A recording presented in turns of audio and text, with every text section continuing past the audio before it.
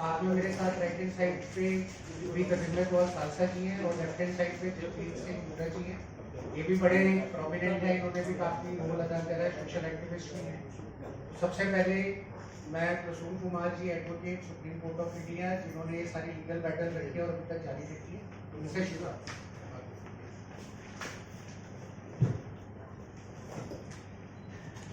सबको मेरा नमस्कार, सारे प्रेस बंधुओं को।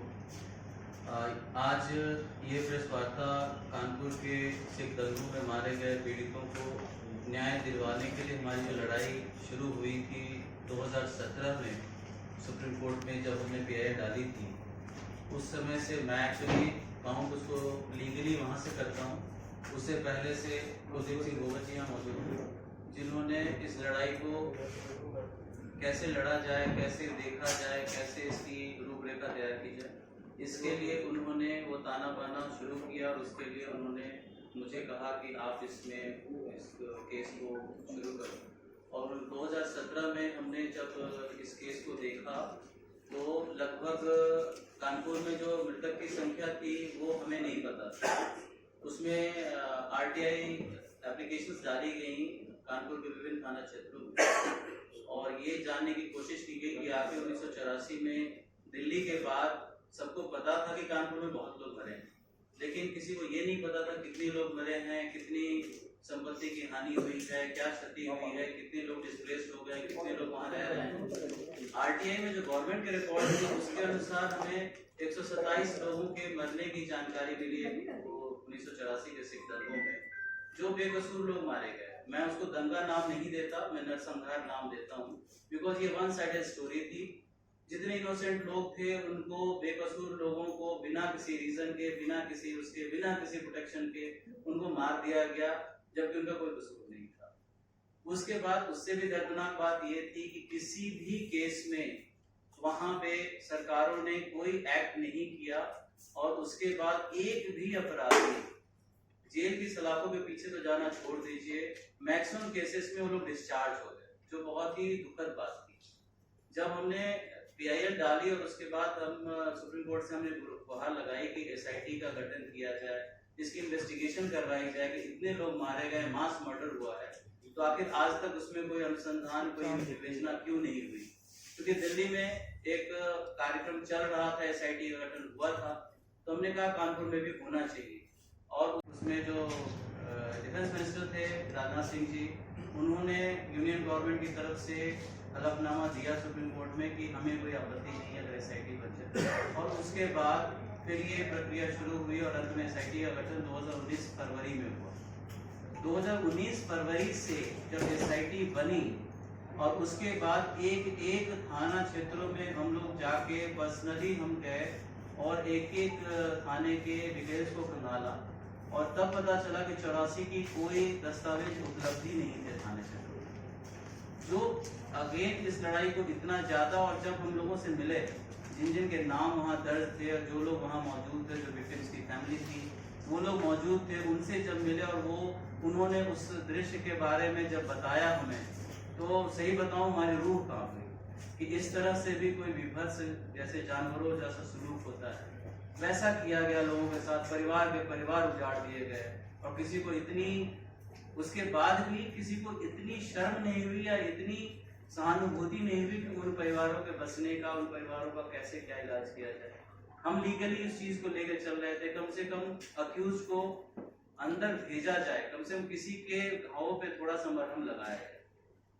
खैर SIT ने काम किया, कुछ हम लोगों ने प्रयास करके किसी तरह से उसमें लगभग 92 लोग चिन्हित किए गए अक्यूज। और ये एक बहुत छोटा सा काम था, लेकिन छोटा काम मैं इसलिए कह रहा हूँ कि इतने लोग मरे, उसके एवज में अगर 90-92 लोग अंदर जाते हैं, अक्यूज बनते हैं, ये बहुत बड़ी चीज, बड़ी उपलब्धि नहीं है। लेकिन हमारे लिए एक चीज थी कि जो लोगों के दिमाग में ये चीज खत्म हो गई थी कि नहीं, अब न्याय नहीं मिलेगा, शायद उस चिंगारी को सुलगाने के लिए कुछ न कुछ प्रयास हम लोगों ने किया। और आज के तारीख में मैं ये कह सकता हूँ कि लगभग 42 लोग तो अंदर गए हैं इस कानपुर नरसंहार में, और उनके चार्जशीट फाइल हुई है। लगभग 13 केसेस में चार्जशीट फाइल हुई है, जिसमें बड़े बड़े लोगों के नाम शामिल हैं। और हमें उम्मीद है कि हम लोग इस लड़ाई को तो जारी रखेंगे ही, लेकिन ये जो जितना भी ये सब हुआ वो भारतीय इतिहास में दिल्ली वाले बात तो आप लोग जानते ही हैं, लेकिन बहुत बड़ा काला धब्बा है। छोटे छोटे शहरों में किस किस तरह से लोग स्ट्रगल करके अपनी जिंदगी बनाते हैं, किस तरह उनको उजाड़ दिया जाता है, कोई सुध भी नहीं रहता, कोई सरकार भी सुध नहीं रहती।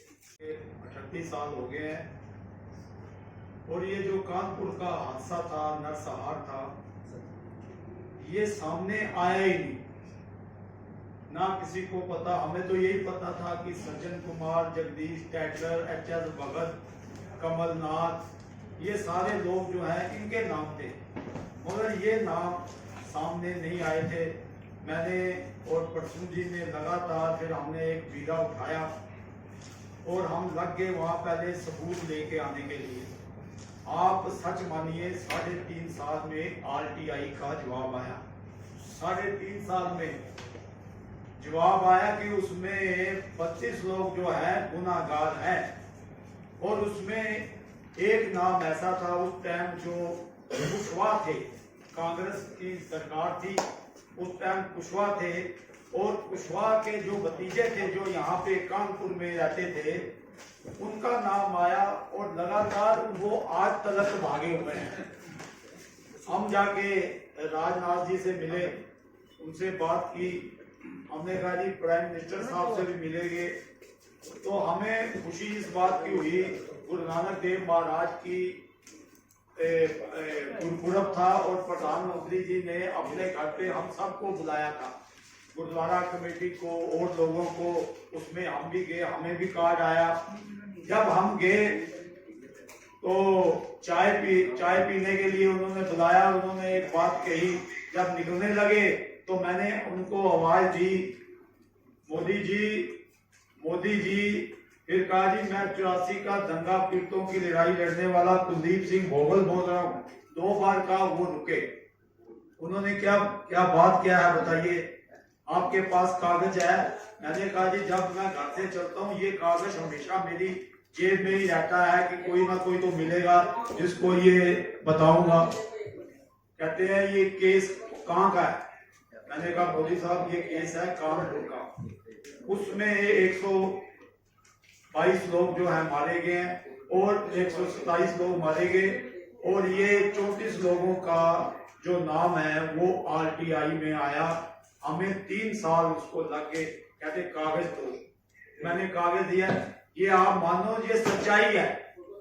आज भी मोदी साहब भी प्रधानमंत्री है, मैं भी अभी जिंदा हूँ। ये बात मैं हर जगह कानपुर में भी कह के आया था, यही बात कि आज मोदी साहब है और उन्होंने जो काम किया मैं आपको बताता हूँ। उन्होंने कहा ठीक है आप कागज दो, आप मानोगे नहीं। तीसरे दिन मैंने कहा ऐसे है, ब्यूरा से SSP या जो है उनके SHO वो टेलीफोन कर रहे हैं, वो कहते हैं हमें बताओ क्या वो कागज कहाँ है। हमने कागज दिए। उसके बाद मैं राजनाथ जी से मिला, कहते क्या बात है? मैं कहा राजनाथ जी ऐसे है, अभी 350 फाइलें खुली हैं जिसमें सज्जन कुमार उसमें से उसकी बाहर निकल गया था। अब दोबारा ये फाइलें आपके पास है और हमारी जो है अभी ये केस चला ही नहीं। हम चाहते हैं कि जहाँ SIT का गठन हो या फिर अपना CBI इंक्वायरी हो। उन्होंने कहा ठीक है। 10 दिन बाद SIT का गठन हो गया। उस टाइम जो जोगी जी थे कल वहाँ वेस्ट बंगाल में थे, वहाँ कोई प्रोग्राम था। मैंने उनके ऑफिस में टेलीफोन किया, मैंने कहा ऐसी बात है हम कानपुर आ जाएं या लखनऊ आ जाएं। कहते नहीं, आज हम रात को ही कैबिनेट की मीटिंग बुला के ये SIT लागू कर रहे हैं। Part of India, we are the sword arm of India. अगर इस पे हमें जस्टिस मिलती है तो जस्टिस में ये दूर तक जाएगा। ये पॉलिटिशियन और एडमिनिस्ट्रेशन का नेक्सस होता है और बाद में फिर वो दोनों आपस में एक दूसरे के वेस्टेड इंटरेस्ट के लिए काम करते हैं। कोई चेयरमैन बनता है राज ना खोलने के लिए, कोई मेंबर पार्लियामेंट बनता है। तो अगर इसमें जस्टिस मिलती है तो शायद इसके बाद कोई भी पॉलिटिशियन या कोई भी ब्यूरोक्रेट सोचेगा कि शायद ये दोबारा ना हो, क्योंकि इस तरह के एक्ट मजहब नहीं देखते हैं, वो इंसानियत भी नहीं देखते हैं। तो मैं सिख फोरम का मेंबर हूं। मेरा नाम लाली सहानी है, जैसे कि सर ने बताया, और general Arora of the Bangladesh fame was the first one to initiate, and we are with you in this act of justice for the entire 1.3 billion people of India, not just Sikhs, because Sikhs are an integral part of India. We are a border state. Or shayad, not only India, this will be an act for democracy to prevail in Nourish, because this wasn't just the Sikhs that were killed, it was democracy that was killed. Thank you. God bless you all, and I will